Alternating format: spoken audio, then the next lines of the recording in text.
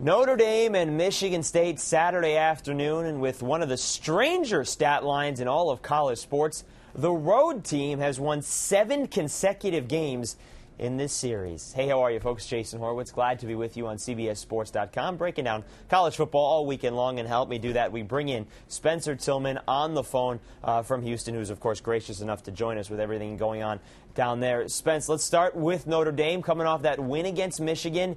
But what do you make of the Fighting Irish after 2 games? Well, they beat a ailing Michigan team that's starting to recover a little bit. I think they showed some signs of taking 2 quarterbacks that aren't strong at what they do in a brand-new system for Rich Rodriguez and make it work, but they turn the ball over so many times to facilitate that success. So you almost have to put an asterisk by that win.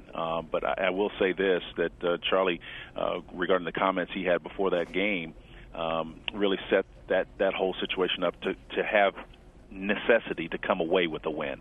Because anytime you challenge an opponent in that way, that's bulletin board material big time, and they got away with the win, although he didn't get away unscathed. He's on crutches now. Yeah, some would say he has the necessity to have knee surgery, although he's putting it off. For people who haven't seen it, got rolled over on the sideline, and he tore an ACL and an MCL, but he's going to go. One of the things, Spence, about Notre Dame is that the questions were about the offensive line. Last year, giving up a record 58 sacks. This year, they have yet to give up a sack in 2 games. Does that change this weekend? No, I don't think it changes. I think Michigan State can get after the quarterback a little bit, but I think that what they'll do is they'll be efficient, and you'll see a lot more 3-step drops, get rid of the ball a lot quicker. And again, the thing that they want to do is keep their quarterback clean. I mean, let's listen. We're in the 2nd year of a quarterback who was the first freshman in Irish history to start before the 4th game of the year. So what that says is it's atypical to have a guy that young playing for a historical program like Notre Dame, and everybody was nervous about it. And he's just now starting to come into his own. And I think Charlie's done a great job of ushering him along and getting him to the place where he needs to be. But give him a little bit more time, and Clawson will begin to show signs that he's the type of quarterback that they hoped he would be. Well, they better get improved on 3rd down, just 3 of 12 last week against Michigan. Meanwhile, for the Spartans, it's a team you know can put up points, although they did only score 17 against Florida Atlantic. But this is a team that you know is going to pound the football.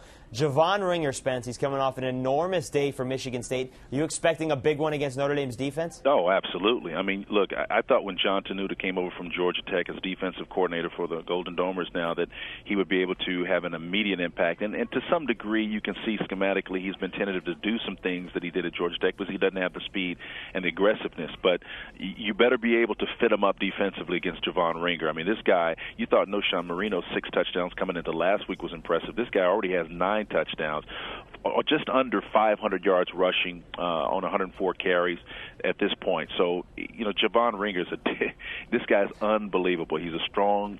He wants to carry the ball every time. And the thing about him is, you look at running backs today, and everyone swears that you got to have a couple of them, and that is the truth. And I'm a proponent of that.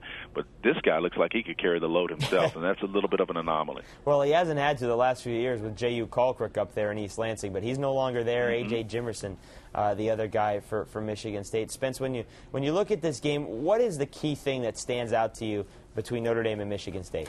Well, I think, look, you got to find a way if you're Notre Dame to get quarterback on Brian Hoyer. I mean, he's the quarterback for Michigan State. He's going to be efficient. You know that the pressure is going to be taken off of him because of Javon Ringer.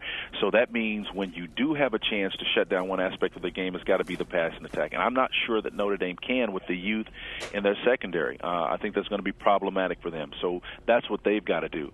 Michigan State has simply just got to run. I mean, it's at the end of the day, that's who they are. That's what they're all about. And if they do that, Notre Dame is just probably going to get worn down in the end. And so their little 2-0 run is going to be short-lived. And I think that Michigan State comes away with a pretty sizable victory. All right, we'll see if that all plays out there at East Lansing and Spartan Stadium. And we'll see if Michigan State can end this streak of 7 consecutive road wins in this series. It's ridiculous that the home team can't win in this series. Spencer Tillman, thank you very much, sir. We'll see you Saturday on the College Football Today. All right, Jason, we'll see you soon. And for more on this game, folks, or any others we head into the weekend, be sure to stay with CBSSports.com. For Spencer Tillman, I'm Jason Horowitz. Take care, folks.